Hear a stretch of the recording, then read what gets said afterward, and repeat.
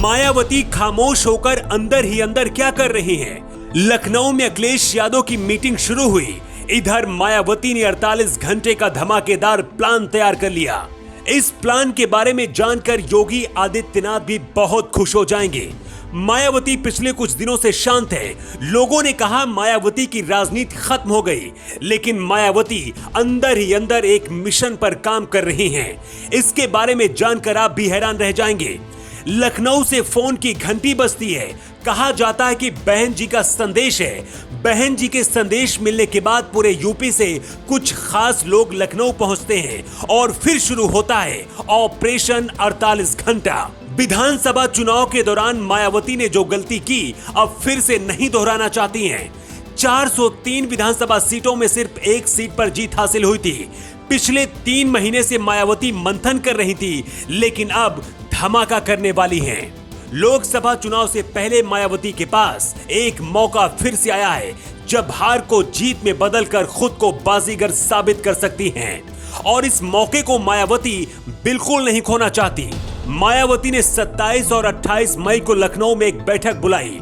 इस बैठक में उन नेताओं को भी बुलाया गया जिनकी वजह से बसपा को हार का सामना करना पड़ा, लेकिन इन्हीं नेताओं को अब मायावती बूस्टर इंजेक्शन लगाने की तैयारी की है। जमीन पर क्या चलता है लखनऊ से यह पता नहीं चलता। मायावती ने यही गलती की थी। जब अखिलेश और योगी जमीन पर पसीना बहा रहे थे, तब मायावती आराम कर रही थी। जिस दलित समाज के लिए मायावती देवी कही जाती हैं, ये दलित समाज भी बीजेपी की तरफ चला गया।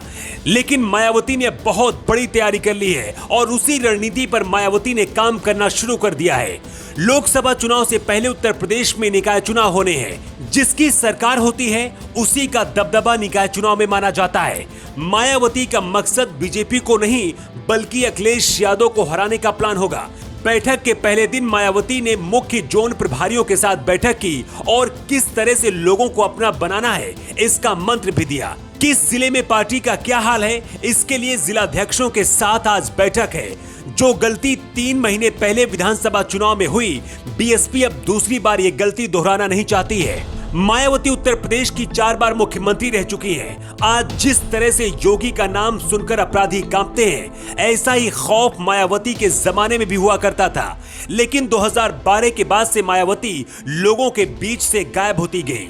कभी दिल्ली तो कभी लखनऊ में अपना वक्त गुजारा, जिसकी वजह से मायावती के चाहने वाले या फिर यूं कहें कि बीएसपी का जो कोर वोटर था वो बीएसपी से दूर होता चला गया। आलम यह हो गया कि अपने दम पर 2007 में पूर्ण बहुमत से सरकार बनाने वाली मायावती 2022 में सिर्फ एक सीट जीत पाई। लखनऊ में मायावती 2 दिन पार्टी के साथ मंथन कर रही हैं और फिर से यूपी में हाथी की हवा चलाने का मंत्र भी दे रही हैं। न्यू टाइम्स से बात करते हुए एक बसपा नेता ने दावा किया है कि मायावती ने करो या मरो वाला संदेश दे दिया है। पहले निकाय चुनाव में बसपा कमाल करेगी और इसके बाद लोकसभा चुनाव में धमाका करने की प्लानिंग है।